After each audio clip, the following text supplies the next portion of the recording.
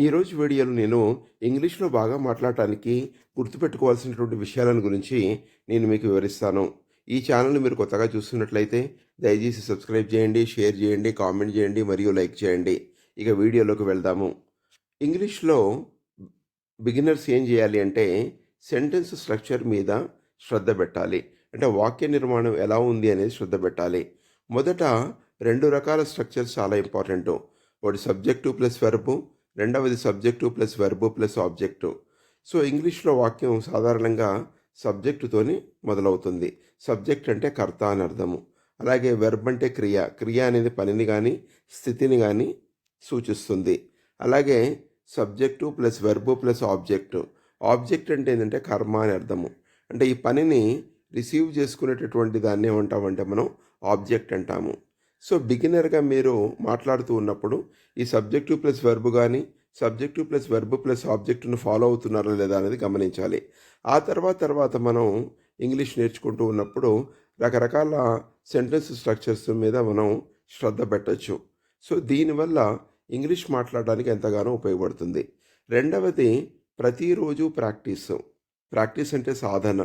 ప్రతిరోజు ప్రాక్టీస్ ఉండేలా చూడండి ఇంగ్లీష్ మాట్లాడడానికి సంబంధించి.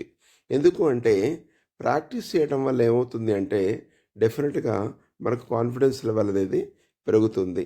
ఇది కన్సిస్టెన్సీ అంటాము. ప్రతిరోజు కొంత సమయం ఏదైతే ఉందో ప్రాక్టీస్ చేయడం వల్ల డెఫినెట్గా ఫలితం చాలా బాగుంటుంది. మూడవది నెమ్మదిగా మాట్లాడండి. నెమ్మదిగా మాట్లాడండి అంటే స్పీక్ స్లోలీ. నెమ్మదిగా మాట్లాడటం వల్ల ఏమవుతుంది అంటే మనకు ఏదైతే పదాలు కావాలో అది మనం పికప్ చేసుకోవడానికి కొంత టైం ఉంటుంది. అదే రకంగా ఎదుటి వాళ్లకు కూడా స్పష్టంగా అర్థమవుతుంది.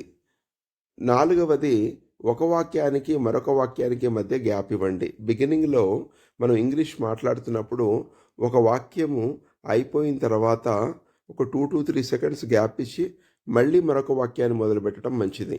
దీనివల్ల మనకు చాలా క్లారిటీ వస్తుంది. అంటే మనం ఎట్లా సెంటెన్స్ ఫార్ములేషన్ చేస్తున్నాము, సెంటెన్స్ ఎలా ఉంది అనేది తెలుస్తుంది. అలా కాకుండా వరుసగా కంటిన్యూగా మనం మాట్లాడుతూ పోయినట్లయితే అంటే సెంటెన్స్కు గ్యాప్ లేకుండా మాట్లాడుతూ పోయినట్లయితే ఏమవుతుంది అంటే కన్ఫ్యూజన్ ఉంటుంది. ఎదుటి వాళ్ళకు కూడా అంత గొప్పగా అర్థం కాదు. ఐదవది మొదట్లో తప్పులున్నా పట్టించుకోకండి. ఇది చాలా ముఖ్యమైనది. చాలామంది ఏం చెప్తుంటారులే అంటే తప్పులు లేకుండా మాట్లాడాలి, నేను చాలా తప్పులు మాట్లాడుతున్నాను ఇలాంటివి అంటారు. కానీ బిగినర్గా మనం మొదట్లో తప్పులున్నా కానీ పెద్దగా పట్టించుకోనక్కర్లేదు. ఆ తర్వాత ఈ తప్పులను సరిదిద్దుకుంటూ మనం పోతూ ఉంటాము. మనం బెటర్గా ఇంగ్లీష్లో మాట్లాడుతూ ఉంటాము. కాబట్టి తప్పుల గురించి వరీ కాకండి. ఆ తర్వాత ఒక వాక్యం నేర్చుకున్న తర్వాత దాన్ని ప్రాక్టీస్లో పెట్టడానికి ప్రయత్నం చేయండి. ఎన్నిసార్లు అయితే ఎన్నిసార్లు రిపీట్ చేయడానికి ట్రై చేయండి. అలాగే ఒక వాక్యం విన్న తర్వాత అనుకరించండి. అంటే మీరు ఒక మూవీ చూసినప్పుడు కానీ లేకుంటే ఇంగ్లీష్ న్యూస్ చూసినప్పుడు కానీ టాక్ షో చూసినప్పుడు కానీ మీరు ఏదైతే ఒక సెంటెన్స్ వింటారో దాన్ని ఇమ్మీడియట్గా ఇమిటేట్ చేయండి. సో ఇమిటేట్ చేయడం వల్ల ఏమవుతుంది అంటే మీకు ఆ సెంటెన్స్ ఫార్మేషన్ మీద మంచి పట్టు వస్తుంది. అలాగే ప్రొనౌన్సియేషన్ కూడా మీకు మంచి ప్రాక్టీస్ వస్తుంది. అలాగే మీకు ఆ సిట్యుయేషన్ కూడా బాగా తెలుస్తుంది. భయపడకండి. అంటే ఇంగ్లీష్ మాట్లాడదాం అన్నప్పుడు చాలామందికి ఏమవుతుంటే భయం వస్తుంది.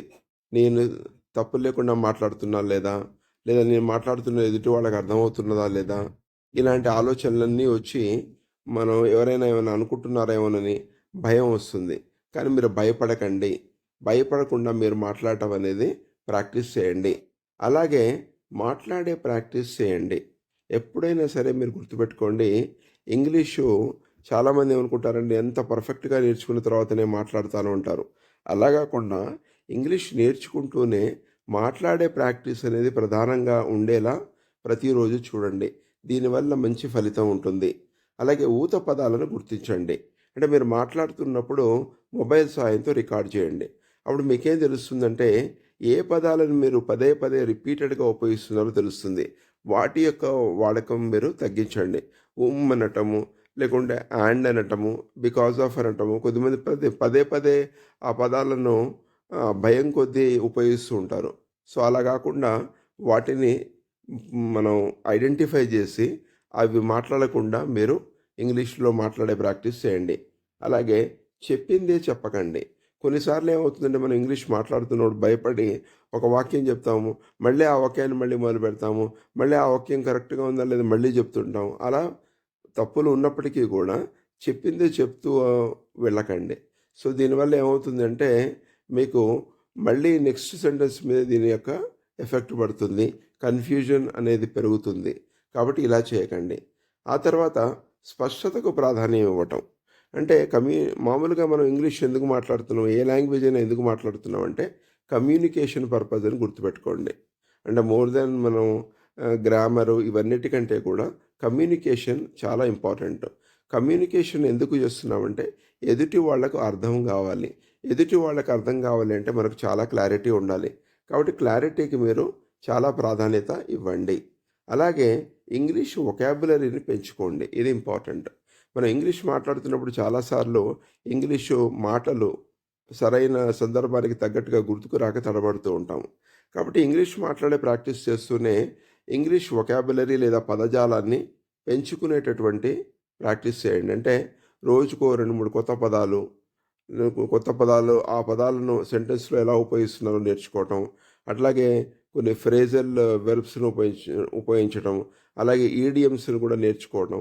ఇట్లా మనం వొకాబులరీని పెంచుకునేటటువంటి ఎక్సర్సైజు ప్రతిరోజు కూడా కొనసాగాలి.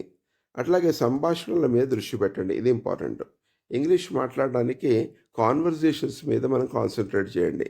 అంటే ప్రతిరోజు మీ సిట్యుయేషన్స్ ఏమేమి ఉంటాయి, ఆ సిట్యుయేషన్‌లో మీరేం మాట్లాడతారు, ఎదుటి వాళ్ళు ఏం మాట్లాడతారు, క్వెషన్స్ అండ్ ఆన్సర్స్ ఎలా ఉంటాయి, వీటి మీద ఎక్కువగా మీరు శ్రద్ధ పెట్టండి, దృష్టి పెట్టండి.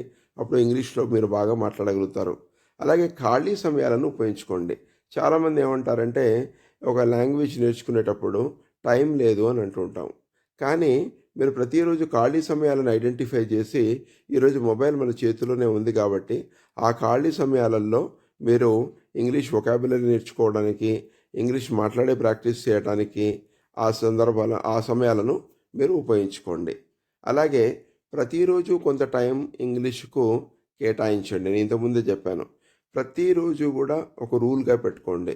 5 నిమిషాలు గానీ, 10 నిమిషాలు గానీ మీకెంతైతే మీరు ఖాళీ టైంను ఐడెంటిఫై చేశారో, ఆ సమయంలో మీరు ప్రాక్టీస్ గురించి మీరు ఆ టైంను కేటాయించండి. దీనివల్ల ప్రతిరోజు కూడా కొంత కొంత ఇంప్రూవ్ అవుతుంది. మన కాన్ఫిడెన్స్ అనేది డెవలప్ అవుతుంది. తర్వాత మీకు మీరుగా కూడా అప్రిషియేట్ చేయగలుగుతారు.